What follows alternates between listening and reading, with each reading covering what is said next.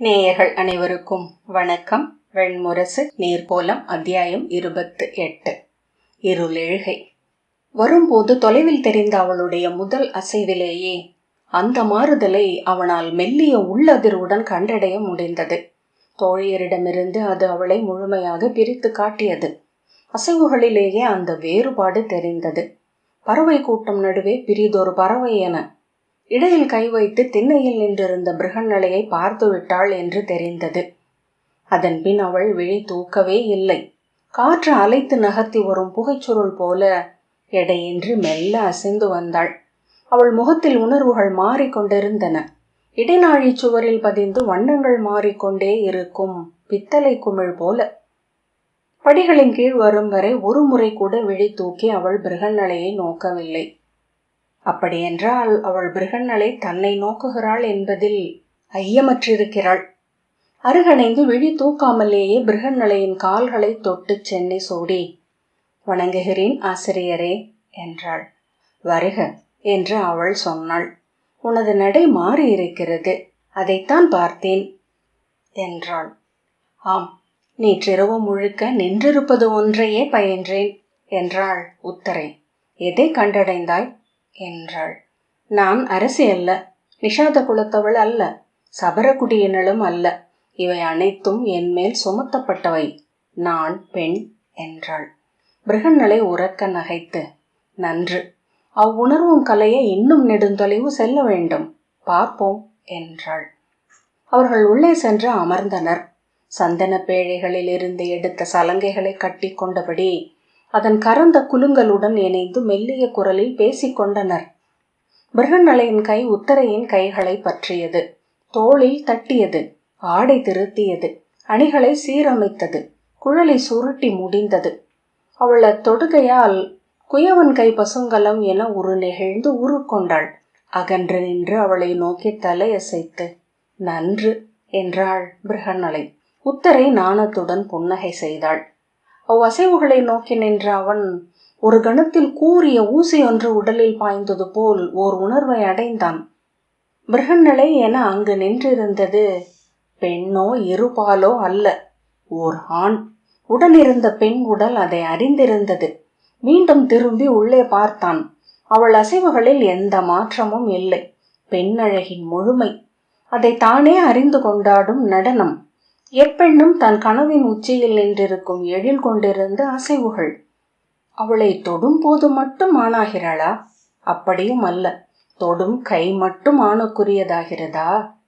இல்லை, அக்கணம் மட்டும் உடலில்லாத ஓரான் அங்கு நிகழ்ந்து மறைகிறானா? என்ன எண்ணிக்கொண்டிருக்கிறேன்? விழி திருப்பி மீண்டும் இடைநாழியில் வந்து சுவர் சாய்ந்து நின்றான். அந்நடன பயிற்சியை நோக்கலாகாது என்று எண்ணினான். ஆனால் நோக்காமலும் தன்னால் இருக்க முடியாது. அவ்வோசையே நடனமென விழிகளுக்குள் விரிகிறது. அதில் பிருகன்னலை மட்டும் இருந்திருந்தால் பிரிதொரு உவகையில் உளம் விரிந்திருக்கும். ஆனால் ஒவ்வொரு காட்சியிலும் உத்தரையும் இருந்தாள். மிக அருகிலென உத்தரையை அவனால் பார்க்க முடிந்தது. உதடுகள் நீல, கண்ணம் குழிய, முகம் விரிந்து, கண்களில் புறநோக்கு மங்கி கனவில் ஆழ்ந்து, செவ்வனலும் நீல அனலும் என ஒன்றென இரண்டென. மீண்டும் அவன் தன்னுள் விழி திருப்பினான். அக்கணம் அவன் கண்டது ஓர் ஆணை. திடுக்கிட்டு பார்வையை விலக்கி கொண்டு, "என்ன நிகழ்கிறது எனக்குள்?" என்று கேட்டு கொண்டான். பின்னர் அவன் சித்தம் விரிந்தது. பிருகன்னலையுள் ஆண் இருப்பதை ஏன் உளம் மறுக்க வேண்டும்? அந்த ஆண் அவ்வுடலில் ஒரு கணம் வந்து மறைவது இயல்பல்லவா? என் விழிகளால் அதில் பெண்ணை மட்டும் வரைந்தெடுக்கிறேனா? நான் எடுத்தது போக எஞ்சும் ஆணை உத்தரை எடுத்துக்கொள்கிறாளா? அங்கிருந்து எழுந்து ஓடிவிட வேண்டும் என எண்ணி அங்கேயே அமர்ந்திருந்தான். பயிற்சி முடிந்து மூச்செறிதல் அமைந்து இயல்பான உரையாடல் தொடங்கிய போது பிருகன்னலை அவனை அழைத்தாள். அவன் சென்று மண்டியிட்டு அவள் கால்களில் இருந்து சலங்கையை அவிழ்த்தெடுத்தான். அவற்றை சிறு சந்தன பேழைக்குள் வைத்து மூடி கையில் எடுத்து கொண்டான். அவனை நோக்காமல் உத்தரையிடம் சிறு சொல்லாடி சிரித்து கொண்டிருந்தாள் பிருகன்னலை. "அவளுக்கு என்ன பயிற்றுவிக்கிறீர்கள்?" என்றாள் ஒரு தோழி. "அவளை விடுவிக்கிறேன்" என்று பிருகன்னலை சொன்னாள். பிரிதுருத்தி, "அவள் சிக்கிக் கொள்கிறாள் என்று தோன்றுகிறது" என்றாள். அவர்கள் நகைத்தனர். உத்தரையின் பின்பக்கம் ஆடை சுருக்கத்தை நீவி, சென்று வருக, இனி நாளை என்றாள் பிருகன்னலை. அவர்கள் விலகிச் செல்ல அவனை நோக்கி திரும்பி, நாம் செல்வோம் வீரரே என்றாள். இருவரும் தங்கள் சிறிய தேர் நோக்கி நடக்கையில், என்ன என்று பிருகன்னலை கேட்டாள். ஒன்றுமில்லை என்றான். உங்கள் முகம் மாறியிருக்கிறது என்றாள். இல்லையே என்றான். அம்மாற்றத்தை நன்கு அறிகிறேன் என்றாள் பிருகன்னலை. இளவரசியின் முகத்தை பார்க்கிறேன். உங்களை அவர் ஒரு ஆண் என எண்ணுகிறார் என்று தோன்றுகிறது என்றான். நன்று, நீங்கள் பெண் என எண்ணுவது போல என்றாள் பிருகன்னலை. அவன் சலிப்புடன் அதுவல்ல என்றான். பிறகென்ன என்றாள். தெரியவில்லை. பெரிய துயரொன்றை நோக்கி அவர் செல்ல போகிறார் என்று தோன்றுகிறது என்றான். இருக்கலாம் என்று வேறெங்கோ நோக்கியபடி பிருகன்னலை சொன்னாள். அத்துயரை நோக்கி நீங்கள் அவரை கொண்டு செல்கிறீர்கள் என்று அவன் சொன்னான். பிருகன்னலை, நானா என்றாள். நீங்கள் அல்ல, உங்கள் உருவில் இங்கு எழுந்த ஊழ். பிருகன்னலை, அது ஊழ் என்றால் நான் என்ன செய்ய முடியும் என்றாள். நீங்கள் அளிப்பதை அல்ல அவர் பெற்றுக்கொள்வது என்று சினத்துடன் முக்தன் சொன்னான். வீரரே, எந்த ஆசிரியர் அளிப்பதையும் மாணவர்கள் அவ்வண்ணமே பெற்றுக்கொள்வதில்லை. ஆசிரியர் விதைகளை அளிக்க முடியும், முளைப்பது அவரவர் ஈரம். அவன் சினத்துடன், இச்சொற்களை நான் பலமுறை கேட்டிருக்கிறேன், நான் சொல்ல வருவது இதுவல்ல என்ற பின், நன்று, நான் எதையும் சொல்லவில்லை என்றான். உங்கள் சஞ்சலம்தான் என்ன என்று சொல்லி அவள் திரும்பி பார்த்து நகைத்தாள். என்னில் ஒரு ஆணை பார்க்க நீங்கள் விழையவில்லை. பிரிதொருவர் என்னில் ஒரு ஆணை பார்க்கும்போது நான் ஆண் தானோ என்று ஐயம் கொள்கிறீர். அந்த ஐயம் உங்களை அலைக்கழிக்கிறதல்லவா? அவன் சினத்துடன், ஏன் அலைக்கழிக்க வேண்டும்? நான் அறிவேன். நீங்கள் ஆணிலி, அதை அறிந்துதான் உடன் வருகிறேன் என்றான். அவ்வண்ணமெனில் நன்று என்று அவள் சொன்னாள். பின்னர் அவர்கள் ஒரு சொல்லும் பேசவில்லை. தேர்தட்டில் பிருகன்னலை அமர்ந்து கொள்ள வெளியே காவலனுக்குரிய இடத்தில் தூண் பற்றி அவன் நின்று கொண்டான். தெரு ஓடி சென்றது. அவன் நன்கறிந்த கட்டடங்கள், தெருமுனைகள், முகங்களை கூட நன்கறிந்திருந்தான். ஆனால் முற்றிலும் புதிய சாலை ஒன்றில் சென்று கொண்டிருந்தான். இல்லத்தை அடைந்து இறங்கியதும், நான் நீராடி உணவருந்தி ஓய்வு கொள்ளவிருக்கிறேன், நீங்கள் இல்லம் சென்று மீளலாம் என்றாள். தாழ்வில்லை, நான் இங்கு இருக்கிறேன் என்று அவன் சொன்னான் புன்னகையுடன். அவ்வண்ணமே என்ற பின் அவள் உள்ளே சென்றாள். தொடர்ந்து வரும்படி அவள் அழைக்காததால் அவன் வெளியே திண்ணையில் நின்று கொண்டான். தன் கையில் இருந்த சலங்கை பேழையை மெல்ல வருடினான். அதன் மேலிருந்த அன்னப்பறவைகளை வருடியதில் அவன் விரல்கள் நெகிழ்ந்தன. அதை திறந்த சலங்கைகளை பார்க்க வேண்டும் என்று தோன்றியது. மெல்ல குலுக்கி அதன் ஓசையை கேட்டான். மிக ஆழத்தில் இருந்து ஒரு இனிய சிரிப்பு போல அவன் உள்ளம் மலர்ந்தது. மாமன்னர் நலனை அன்னம் என்று சொல்வதுண்டு என்றான் முக்தன். பிருகன்னலை திரும்பி, ஆண்களை அவ்வாறு சொல்லும் வழக்கமில்லை என்றாள். அவர் பெண்மை நிறைந்தவர் என்கிறார்கள். அவர் உடல் அன்னம் போல அனைத்தும் வளைவுகளால் ஆனது. ஆகவேதான் பிறர் எண்ணவும் முடியாத புறவித்திறன்களை அவர் எய்த முடிந்தது. அவரை குறித்த சூதர் பாடல் ஒன்று வெண்புகையாலான உடல் கொண்டவர் என்று சொல்கிறது என்றான். அவர்கள் படிகளில் ஏறிக்கொண்டிருந்தனர். முக்தன் தன் உடலின் எடையை அந்த செங்குத்தான படிகளில் எப்போதும் உணர்வதுண்டு. உத்தரையும் மூச்சிறைத்தாள். பிருகன்னலை மிதந்து ஏறி செல்பவள் போல் இருந்தாள். உத்தரை இடையில் கை வைத்து நின்று நீள் மூச்சிறைத்து, இங்கு எங்கு நோக்கினும் மாமன்னர் நலனை பற்றிய கதைகள்தான். அவர் தொலைவில் நின்று நோக்குவதற்கு பெண் என்றும் அணுகும் தோறும் ஆண் என்றும் தோன்றுவார் என்கிறார்கள் என்றாள். அவள் உடல் வியர்வையில் இள வாழை குருத்து போல் ஒளி கொண்டிருந்தது. யாருக்கு, ஆண்களுக்கா என்று பிருகன்னலை கேட்டாள். பெண்களுக்கு என்றாள் உத்தரை. பின்னர் நகைத்தபடி, ஆண்களுக்கு நேர்மாறாக தோன்றக்கூடும் என்றாள். அவர்களின் நோக்குகள் தொட்டு கொண்டதை, நகை பரிமாறிக்கொண்டதை அவன் கண்டான். அவற்றின் நடுவே சென்று சொல்லெடுக்க கூசி நடை தளர சில எட்டுகள் வைத்து பின்னடைந்தான். அவர்கள் பேசிக்கொண்ட ஒலி மட்டும் கேட்டது. மழுங்கிய சொற்களின் அறியா இனிமை. அவன் விளக்கத்தை உணர்ந்த பிருகன்னலை திரும்பி நோக்கி, இவ்வாலயம் புதியது அல்லவா என்றாள். கிரிபிரஸ்தத்தின் மீது இருந்த இந்திரனின் ஆலயம். இரண்டாம் கீசகரால் மீண்டும் எடுத்து கட்டப்பட்டது. மலைமேல் செல்லும் படிக்கட்டுகளையும் அவர் அமைத்தார் என்றான். இன்று பாரத வருஷத்தில் உள்ள இரண்டாவது பெரிய இந்திரன் சிலை இது. முதற் பெரும் சிலை இருப்பது அஸ்தினபுரியில். உத்தரை இந்திரபிரஸ்தத்தில் என்றாள். ஆம், அங்குதான் என்றான். பிருகன்னலை மேலே நோக்கி கரிய சிலை என்றாள். இங்கு குன்றின் நடுவே எழுந்து நின்றிருந்த இந்திரனின் நெடுஞ்சிலை நீண்ட காலம் மழையிலும் வெயிலிலும் நின்று கருத்து மானுட கைப்படாமல் பாறையே தன்னை உண்ணி எழுப்பிக் கொண்டது போல் தோன்றியது. தொலைவில் படகில் செல்கையில் தற்செயலாக விழித்திருப்பி பார்க்கையில் அதை ஒரு சிலை என்று உணர்வது கடினம். விந்தையானதோர் பாறை நீட்சி என்றுதான் விழி முதலில் சொல்லும். உடன் வரும் எவரோ ஒருவர் அது மாமன்னர் நலன் நிறுவிய சிலை என்பார். மின்படை ஏந்திய இந்திரன் என்று அவர் கூறுகையில் சித்தம் மின்னி அம்முகத்தை விழி பார்த்துவிடும். மறுகணமே நோக்கும் புன்னகையும் இதழில் எழுந்த சொல்லும் தெளியும் என்றான். பிருகன்னலை திரும்பி என்ன சொல் என்றான். 3 சொற்கள் என்றான். தத்த தய தம, இடியோசையில் எழுபவை.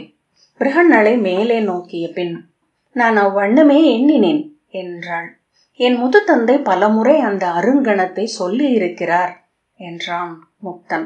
இன்றும் இது பாறையில் இயல்பாக உருவானது என்கிறார்கள் குடிகள். ஆகவே இதற்கு ஸ்வமுக்தம் என்று பெயர் உண்டு. சிலையை கந்தகத்தால் தூய்மை செய்யலாம் என்று கலிங்க சிற்பிகள் சொன்ன போது அரசர் மறுத்துவிட்டார். பிருகன்னலை அது நன்று. இப்போது கருமுகில்களுடன் கலக்கும் நிறம் கொண்டிருக்கிறார் வெண்ணரசர். உத்தரை நான் எண்ணுவதுண்டு இந்திரனின் ஒரு கையில் தாமரை மலர் இருப்பது ஏன் என்று. மின்னல் அமைந்திருப்பதை புரிந்து கொள்கிறேன். இந்திர மலர் என்பது வேறு அல்லவா என்றாள். பிருகன்னலை தொல்கதைகளை சிற்பவியலை அமைக்கின்றன. மின்னல் எருக்குழியில் பாய்ந்தால் புதையலென உள்ளே இருக்கும் என்றும் 100 ஆண்டுகளில் அதற்குள்ளிருந்து குளிர்ந்த மஞ்சள் ஒளி கொண்டு பொன்னென்றே ஆகி வெளிவரும் என்றும் உழவர்கள் நம்புகிறார்கள். நீரில் விழுந்த மின்னல் தான் செந்தாமரை என மலர்ந்ததென்பது தொல்கவிஞர் கூற்று என்ற பின் அது இனிய பொருள் கொண்டது. மின்னலில் நீண்டு திசைகள் தொட்டு நெளிவதே தாமரையில் வளைவுகள் என சுழன்று மையம் கொண்டுள்ளது.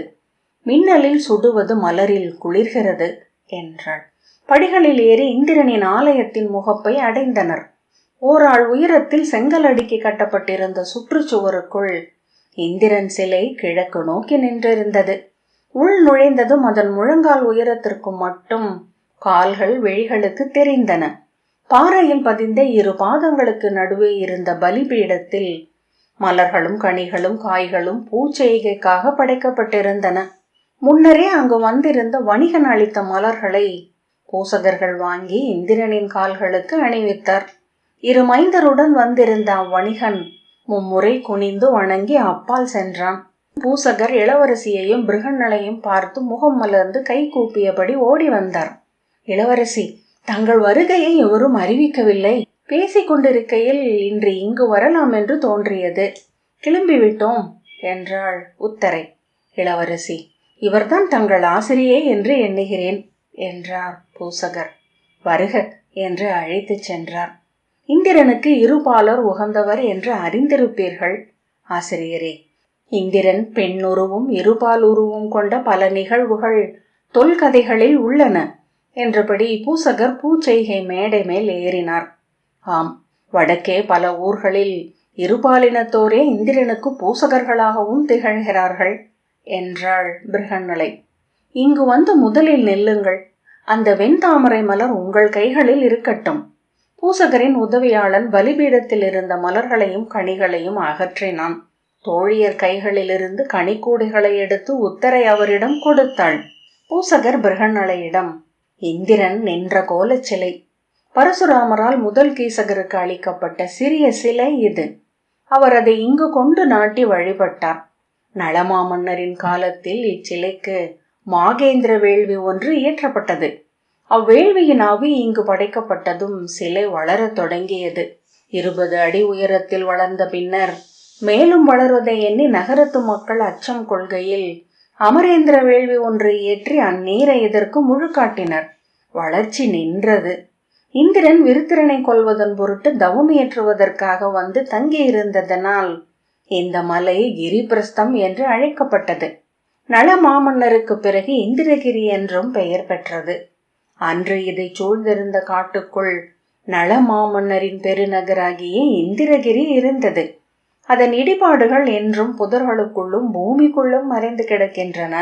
மக்கள் குறைவாகவே இங்கு வருகிறார்கள் போலும் என்று பிருகன்னலை சொன்னாள். இங்கு வருபவர்கள் பெரும்பாலும் வணிக குடிகளும் சத்திரியருமே. அனர்குலத்து அந்தணர்கள் இந்திரனை விட தங்கள் இல்லங்களில் நிறுவப்பட்டிருக்கும் அனலோனையே வழிபடுகிறார்கள். வேள்வி என்றால் மட்டும் இங்கு வருகிறார்கள். நிஷதர்களின் பிற குடிகளுக்கு தென்மேற்கு காட்டில் இருக்கும் கலியே முதல் தெய்வம் என்கிறார்கள். இங்கு ஆண்டுக்கு 3 அரச விழாக்கள் நிகழ்கின்றன. அப்போது நகர் மக்கள் திரண்டு வந்து இந்த மலையை தலைகளாலானதாக மாற்றுவார்கள். ஆண்டு முழுக்க அவர்கள் செல்வது கலியின் ஆலயத்திற்கே. குடி வழிபாடுகள் எளிதில் மாறுவதில்லை அல்லவா என்றார் பூசகர். இந்திரனின் கால்களுக்கு நீர் தெளித்து மலரிட்டு சுடராட்டி அவர் வழிபாடு செய்ய அவர்கள் கை கூப்பி வணங்கினார்கள். தாமரை மலரும் செந்தூரமும் அழைத்து அவரவர்களை வாழ்த்த அவரை வணங்கி மறுவாயிலினூடாக வெளிவந்தனர்.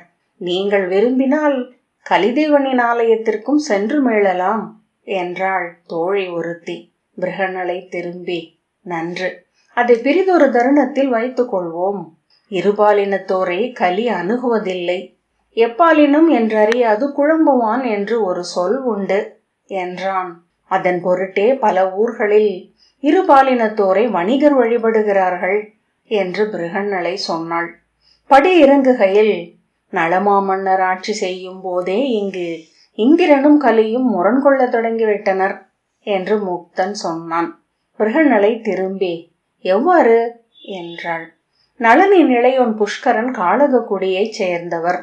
ஒரு நாள் அவர் கனவில் கலி காளை தலையுடன் எழுந்து தன்னை வழிபடுமாறு ஆணையிட்டான். மறுநாள் காய்ச்சலில் அவர் உடல் கொதித்தது.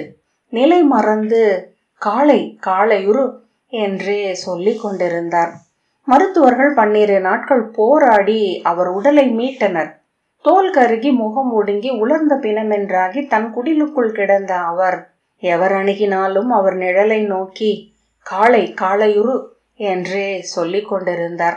பின்னர் தான் நிமித்திகர்களை அழைத்து வந்து கபிடி பரப்பி களம் நிறுத்தி காய் விரித்தி நிமித்தம் நோக்க வைத்தனர். முதல் நிமித்திகர் சுந்தரர் அவர் கலியை கண்டுவிட்டதை கண்டு அறிவித்தார்.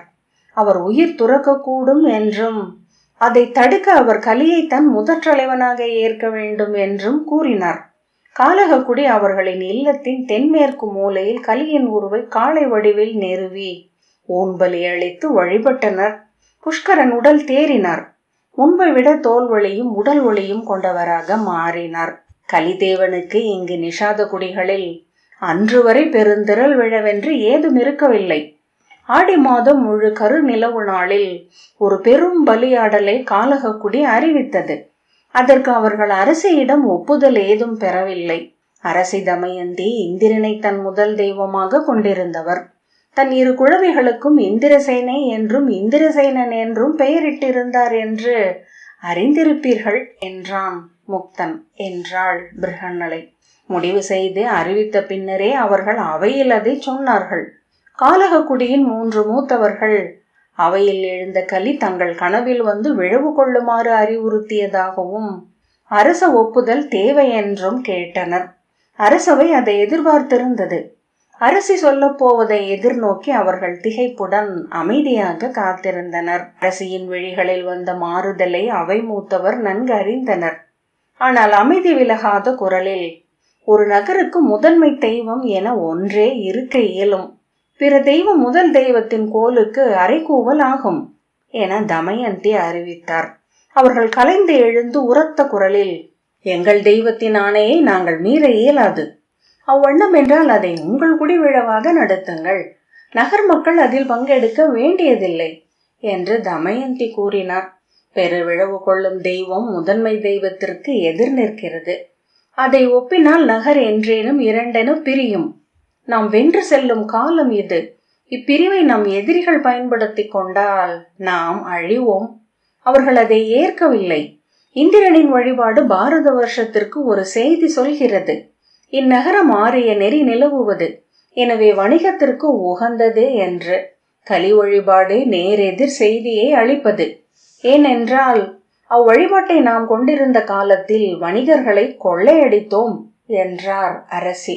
அது மெய் என்றாலும் அவையில் இருந்த நிஷாத குடிகள் அனைவரையும் புண்படை செய்தது.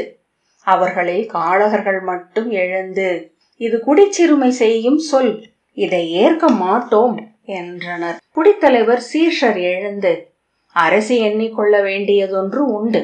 நிஷாதர் விதர்ப்பத்தை படைவென்று நின்றவர்கள், கொடை கொண்டவர்கள் அல்ல. அரசி சினமெழ சொல்லற்று அமர்ந்திருந்தாள். அப்போது நளமாமன்னர் ராஜகிருகத்தில் மகத அரசின் புறக்குடிகளை ஒடுக்கும் போரொன்றில் இருந்தார். அன்று அவர் களத்திலிருந்து களத்திற்கு சென்று கொண்டிருந்தார். அரசியின் விருப்பத்தை ஆராயாமலேயே அவை விட்டு எழுந்து வெளியேறிய காலக குடிகள் கலிக்கு விழவு என ஊர் அறிவிப்பு விடுத்தன. அமைச்சர்கள் வந்து அது பொது விழவென நிகழக்கூடாது என்ற அரசியின் ஆணையை சொன்ன போது அது குடி விழவே என்றனர். ஆகவே அரசி படைகளுக்கு அதை நிறுத்தும்படி ஆணையிடவில்லை. சினம் கொண்டிருந்த அரசியிடம், அது காலக குடியின் விழவு என்றால் அவ்வாறே நிகழட்டும், அவர்களுக்கு நாம் ஒரு வாய்ப்பை அளிப்போம். அவர்கள் எங்கெங்கோ அடைந்து எவ்வண்ணமோ நினைவில் கொண்டுள்ள சிறுமைகள் அனைத்தையும் இவ்விழவில் நிமிர்ந்து நிகர் செய்து கொள்ளட்டும் என்றார் அமைச்சர் கருணாகரர். இத்தகைய சிறிய மீறல்களுக்கு இடமளித்தே பெரிய எதிர்ப்புகளை நாம் கலைக்க முடியும். ஆனால் அதை குடிவிழவாக அவர்கள் நடத்தவில்லை. அவ்விழா குறித்த செய்திகளை தங்கள் குடியினர் வழியாக பிறர் அறியாது பிற குடிகள் அனைவரிடமும் பரப்பினர். சபரர்களிடம் ஐயுற்று அவர்களிடம் மட்டும் இச்செய்தியை தெரிவிக்கவில்லை. கருநிலவு நாளில் முதற் புலரியில் விழவு தொடங்கி காளக குடிகளின் முரசுகள் முழங்கத் தொடங்கியதுமே நகர் எங்கிலும் இருந்து மக்கள் கலிதேவனுக்கு பூசனை பொருட்களும் பலிகளும் கொண்டு தெருக்களில் பெருகி தென்மேற்கு ஆலயத்தை நோக்கி செல்ல தொடங்கினர். செய்தி அறிந்ததும் சபர குடிகளும் அங்கு திரண்டனர். அனைவரிடமும் தமயந்தி மீது கசப்பு கரந்திருந்தது. விதர்ப்பம் மறைமுகமாக இந்திரபுரியை ஆள்கிறது என்னும் பரப்புரைக்கு அவர்கள் உளம் அளித்திருந்தனர். தெருக்களில் விதர்ப்ப படையினருக்கும் பேரரசிக்கும் எதிராக சில குரல்கள் எழுந்தாலும் பெரியவர்களின் அடக்குதலால் அது மேலெழுந்து ஒலிக்கவில்லை. ஆனால் அவ்வெண்ணத்தாலேயே திரள் முன்னெடுக்கப்பட்டது. இந்திர விழவுக்கு திரள்வதைப் போல மும்மடங்கு மக்கள் கலிதேவனின் ஆலயத்தை சூழ்ந்தனர். முந்தைய நாளே மலையாழங்களில் இருந்து கிளம்பி வந்து நகரை சுற்றிய புதர்வெளிகளில் தங்கி இருந்த மக்கள் பல்லாயிரக்கணக்கில் முரசொலி கேட்டு எழுந்து வந்து கொண்டே இருந்தனர். இணை முரசொலி கேட்டு விழவு தொடங்கிவிட்டதை அறிந்த தமயந்தி சினத்துடன் அமைச்சரை அழைத்து, குடிவிழவுக்கு இணைப்பெரு முரசு எப்படி ஒலிக்கலாம்? எவர் அளித்த ஒப்புதல் அது? அமைச்சர் கருணாகரர், அரசி, அவர்கள் எதற்கும் ஒப்புதல் கோரவில்லை. நகர் தெருக்கள் அனைத்தும் கலி வழிபாட்டிற்கு செல்லும் மக்களால் நிறைந்துள்ளன என்றார். அரசி தமயந்தி சினம் பெருக கைவீசி பழிச்சொல் உரைத்தபடி உப்பருகைக்கு வந்து நோக்கிய போது அனைத்து தெருக்களும் பெரு வெள்ளம் போல் மக்கள் தலைகளால் நிறைந்திருப்பதை கண்டார். வண்ண தலைப்பாகைகளும் ஆடைகளும் கொண்டு மலர் பெருக்கி செல்லும் மழைக்கால நதி போல இருந்தது அரச வீதி. எவரது ஆணை இது என்று அவர் கூவினார். இனி எந்த ஆணையையும் அவர்களுக்கு தெரிவிக்க முடியாது என்றார் கருணாகரர்.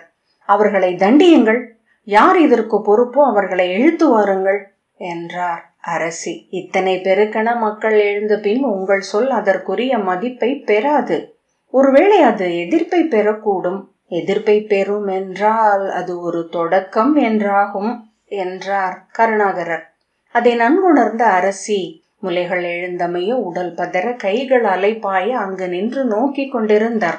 அத்திரள் எழுச்சியின் பொருள் என்ன என்று அவருக்கு நன்றாகவே தெரிந்தது. அன்று உச்சி பொழுதில் அவரை விதர்ப்ப நாட்டு சத்திரிய படைகளின் தலைவன் மகாபாகு வந்து சந்தித்து படைகளில் நிலவும் பிளவை பற்றி சொன்னான். நிஷாத குடிகள் அனைத்தும் கலி வழிபாட்டை கொண்டாடுவதாகவும் அவர்கள் நாவில் புஷ்கரனின் பெயர் திகழ்வதாகவும் கூறி நெடுநாட்களாகவே இந்த கசப்பு ஊறிக்கொண்டிருக்கிறது. பேரரசி, நம் நாட்டு படைகள் இங்கே தெருக்களிலும் களங்களிலும் அயலோராகவே பார்க்கப்படுகிறார்கள்.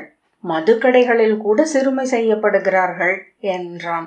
எங்களுக்கு நீங்கள் எவ்வகை தனியிடமும் மிகை உதவிகளும் அளித்ததில்லை.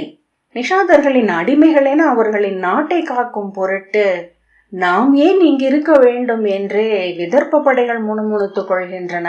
ஆனால் எங்களை நீங்கள் பேணி வளர்ப்பதாகவும் நிஷாதர்களுக்கு அவர்களின் நிலத்தில் 2ஆம் இடமே உள்ளது என்றும் இங்கே அத்தனை நிஷாத போர் வீரர்களும் எண்ணுகிறார்கள் என்றான் மகாபாகு. அந்த எண்ணம் அயல் நாட்டு ஒற்றர்களால் வளர்க்கப்படுவதா என்றே ஐயுறுகிறேன். தமயந்தி அதற்குள் அனைத்தையும் கணித்து அமைதியடைந்து விட்டிருந்தார். அவனை அனுப்பிவிட்டு அமைச்சர் கருணாகரரை அழைத்து, கலிவிழவுக்கு பேரரசி முறைமைப்படி சென்று பூசனை செய்ய வேண்டும், ஆவன செய்க என்றார். அதே நானும் எண்ணினேன். நல்ல நடவடிக்கை அது அரசி என்றார் கருணாகரர். அரசியின் வருகையை அறிவித்த போது காளகக்குடியின் தலைவர்கள் ஐயுற்று குழம்பினர். ஆனால் அவள் வரவிருப்பதை கூடியிருந்த மக்களிடம் அறிவிக்கவும் செய்தனர். அவர்களில் சபரர்கள் தங்கள் ஆடைகளை வானில் வீசி எம்பி குதித்து வாழ்த்துரை கூவி அரசியை வரவேற்றனர். மெல்ல அவ்வாழ்த்தொலி அனைவரிடமும் பரவியது. வேறு வழி இல்லை, அரசி வரட்டும், அவர் வந்ததையே நாம் அடைந்த வெற்றி என்று சொல்லிக் கொள்வோம் என்றார் காளகக்குடியின் தலைவர் சீர்ஷர். இவ்வெழுச்சியை அவள் வென்றெடுப்பாள். புஷ்கரன், இல்லை மைந்தா, ஒரு முறை எழுந்த காழ்ப்பு வளர்ந்தே தீரும். பிற முயற்சி இல்லையேல் அன்பு தளரும், காழ்ப்பு வளரும் என்பதே மானுட நெறி என்றார் சீர்ஷர்.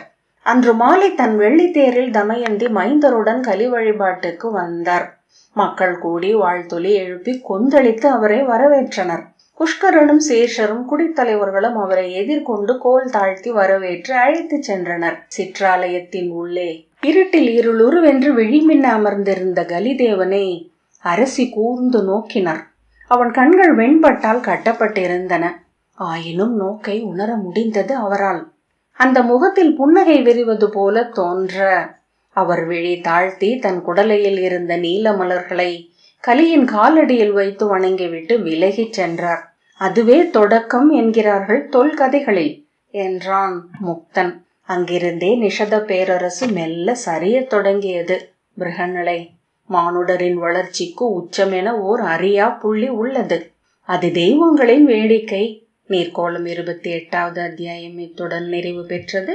நன்றி.